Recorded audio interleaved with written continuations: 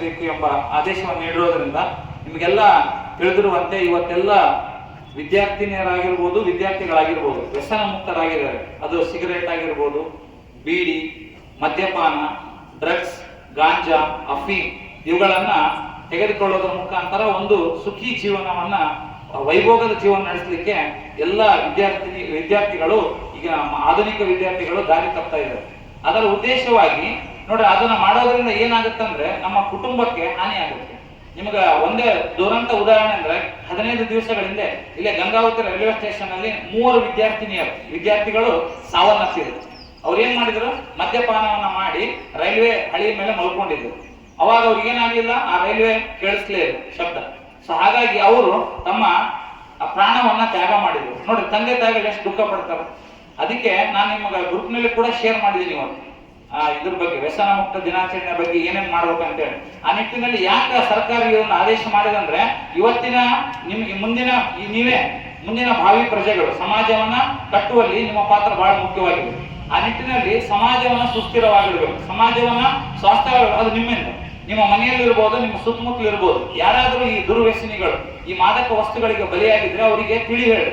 ನೋಡಿ, ಇದನ್ನ ಹೆಚ್ಚಾಗಿ ಸೇವಿಸೋದ್ರಿಂದ ನಮ್ಮ ಲಿವರ್ ಫೇಲ್ ಆಗುತ್ತೆ, ಶ್ವಾಸಕೋಶಗಳು ಸುಡ್ತಾವ. ಸೊ ಆಮೇಲೆ ಯಾವುದೇ ಔಷಧಗಳನ್ನು ಹತ್ತಲ್ಲ. ಹಾಗಾಗಿ ಏನಾಗುತ್ತೆ, ಕುಟುಂಬ ಬೀದಿ ಬರ್ತಕ್ಕಂಥ ಸಂಭವ ಇದೆ. ಮನೆಯಿಂದ ರೊಕ್ಕವನ್ನು ಕಳುವು ಮಾಡಿ ಅವರು ಕುಡಿಯೋದಕ್ಕೆ ಪ್ರಾರಂಭ ಮಾಡ್ತಾರೆ. ಆ ನಿಟ್ಟಿನಲ್ಲಿ ನೀವೆಲ್ಲ ವಿದ್ಯಾರ್ಥಿನಿಯರು ಸಮಾಜವನ್ನು ಕಟ್ಟುವ ಮುಂದಿನ ಭಾವಿ ಪ್ರಜೆಗಳು, ನೀವು ಇದ್ರ ಬಗ್ಗೆ ನಿಮ್ಮ ಮನೆಯಲ್ಲಿರ್ಬೋದು, ಯಾರಾಗಿರ್ಬೋದು, ಅವ್ರಿಗೆ ತಿಳಿ ಹೇಳಿ. ಇದನ್ನು ಕುಡಿಯೋದ್ರಿಂದ ಏನಾಗುತ್ತೆ, ಗೂಗಲ್ನ ಕುಡಿಯೋದ್ರಿಂದ ಆಗುವ ಪರಿಣಾಮಗಳೇನು, ವ್ಯಸನದಿಂದ ಆಗುವ ಪರಿಣಾಮಗಳೇನು.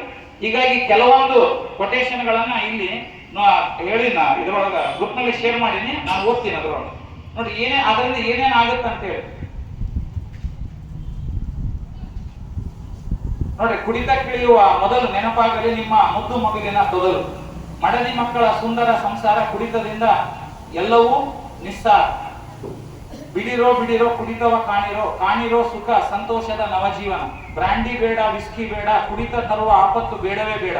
ಮಾದಕ ವಸ್ತುಗಳದೊಂದು ಭ್ರಮಾಲೋಕ, ಭ್ರಮೆಯಿಂದ ಬಿಟ್ಟು ಬದುಕೋಣ. ಬ್ರಾಂಡಿ, ವಿಸ್ಕಿ, ಬಿಯರಿನ ಮೋಹ ಮಾಡುವುದು ಸುಖ, ಸಂತೋಷಗಳ ಸ್ವಾಹ. ಕೆಲವರು ಕುಡಿದು ತೇಗುವರಂತೆ ನಿತ್ಯ, ಅವರ ಮಡದಿ ಮಕ್ಕಳು ಬೀದಿಗೆ ಬೀಳುವುದು ಸತ್ಯ. ಕುಡಿತದಾಸೆಗೆ ಕಡಿವಾಣ ಹಾಕಿದವನೇ ಬಲು ಜಾಣ, ಆಗದೇ ಮಾದಕ ವ್ಯಸನಿ ಆಗಿರಿ ಬದುಕಿಗೆ ಸಂಜೀವನಿ. ಈ ರೀತಿ ಅನೇಕ ವ್ಯಸನ ಮುಕ್ತವಾದಂತಹ ಕೊಟೇಶನ್ಗಳು ಇದಾವೆ.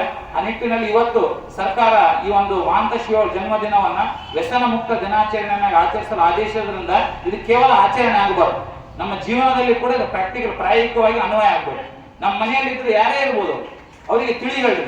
ಅದರ ಮುಖಾಂತರ ನಾವೇನ್ ಮಾಡ್ಬೇಕು, ಈ ವ್ಯಸನ ಮುಕ್ತ ದಿನಾಚರಣೆಗೆ ಹೋರಾಟ ಮಾಡ್ಬೇಕು. ನೋಡ್ರಿ, ಇವತ್ತು ಲಿಂಗೈಕ್ಯ ಶಿವಯೋಗಿಗಳು ಅವರು ಲಿಂಗೈಕ್ಯರಾದ್ರೂ ಕೂಡ ಅವರು ಸಮಾಜಕ್ಕೆ ಕೊಟ್ಟಂತಹ ಒಂದು ದಾರ್ಶನಿಕ ಇವತ್ತಿಗೂ ಜೀವಂತವಾಗಿದೆ. ಆದ್ದರಿಂದ ಅವರು ಅಮರರಾಗಿದ್ದಾರೆ. ಅಂತಹ ಶಿವಯೋಗಿಗಳ ಜನ್ಮ ದಿನಾಚರಣೆ ಮತ್ತೊಮ್ಮೆ ಚಪ್ಪಾಳೆ ಬಾರಿಸೋದ್ರ ಮುಖಾಂತರ ವಿದ್ಯಾರ್ಥಿಗಳು ವ್ಯಸನ ಮುಕ್ತ ಒಂದು ಸಮಾಜ ನಿರ್ಮಿಸುವಲ್ಲಿ ನೀವೆಲ್ಲರೂ ಕೈ ಜೋಡಿಸಬೇಕಂತ ನನ್ನ ಮಾತಿಗೆ ಬರೋದು.